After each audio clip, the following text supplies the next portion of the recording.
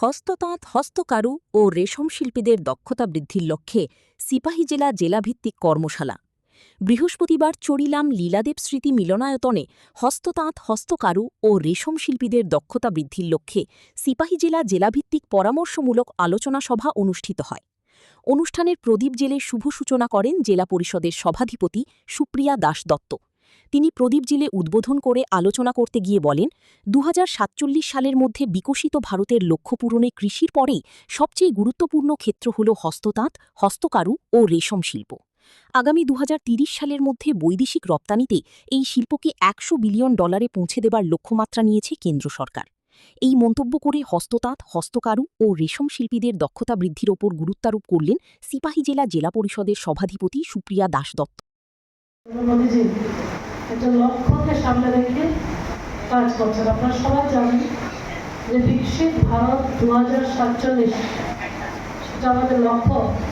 যে 2047-এ আমাদের ভারতবর্ষ যেন স্বাধীনতার 100তম বর্ষ আমরা উদযাপন করব।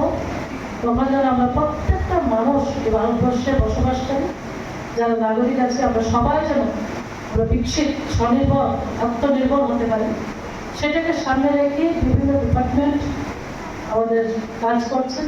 মাননীয় প্রধানমন্ত্রী নরেন্দ্র মোদীজির নেতৃত্বে, তৎসঙ্গে আমাদের রাজ্যের মাননীয় মুখ্যমন্ত্রী প্রফেসর ডক্টর মানিক সাহাজির নেতৃত্বে আমরাও সেই বিকশিত ত্রিপুরা 2047-কে সামনে রেখে এই রাজ্য সরকার বিভিন্ন ডিপার্টমেন্ট আমাদের রাজ্যের মানুষের জন্য কাজ করছে। ঠিক তেমনি যেটা বলছেন যে আমাদের যেহেতু আমাদের ভারতবর্ষ কৃষি প্রধান দেশ, কৃষি হল আমাদের প্রথম প্রধান ভিত্তি, যেটার উপর নির্ভর করে আমাদের মানুষের আর্থসামাজিক যে মান উন্নয়ন, সেটা ভিত্তি হিসাবে যদি আমরা দেখি সেটা হলো কৃষি। এবং কৃষির পরে যে সেক্টরটা আসে সেটা হলো হ্যান্ডলুম, হ্যান্ডিক্রাফটস এবং সেরিকালচার। এইটার গুরুত্ব অপরিসীম।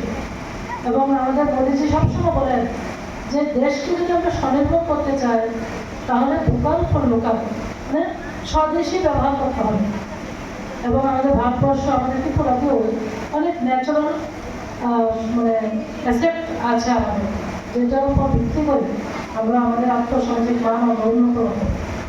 এখানে যেটা দেখলাম, ministry of textile, government of India, এখানে বিভিন্ন সময় বিভিন্ন আর্টিসিয়ান যারা বিভিন্ন প্রোডাক্ট বানাচ্ছেন আপনারা, সেগুলোকে বাইরের দেশে পাঠাচ্ছে। কিন্তু যে ডাটাটা 24-25 আমরা দেখলাম সেটা হলো 37.76 বিলিয়ন। এটাকে বাড়িয়ে 2030-এর মধ্যে মানে $100 বিলিয়ন করার লক্ষ্যকে সামনে রেখে